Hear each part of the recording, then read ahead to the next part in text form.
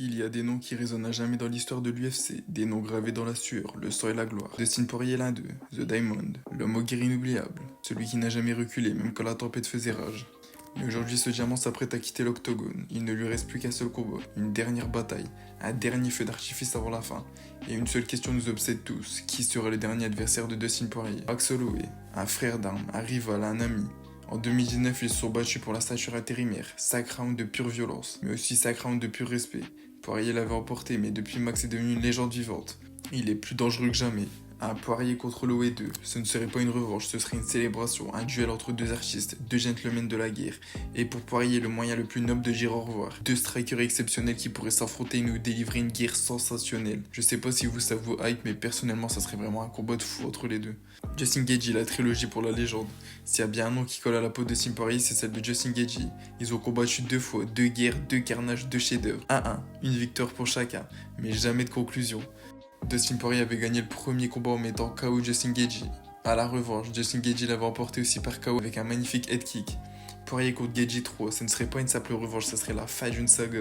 Le dernier chapitre d'une rivalité construite sur la violence et le respect. Une guerre totale sans enjeu sportif mais avec tout le cœur du monde. Et si Poirier doit tirer sa révérence, autant le faire face à l'homme qui lui ressemble le plus. Un autre fou du feu, un autre immortel du chaos. Ilia Topuria, le roi du futur.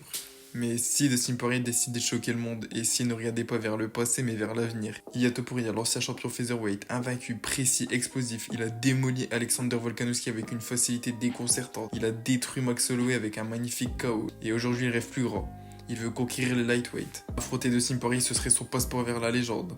Et pour Poirier, ce serait un dernier défi immense, une façon de tester l'avenir, de se frotter à la relève et de montrer qu'il reste encore une étincelle dans ce diamant. Un choc générationnel, entre l'expérience et la jeunesse, la sagesse et l'insolence, l'ancien roi des guerres contre le nouveau roi du style.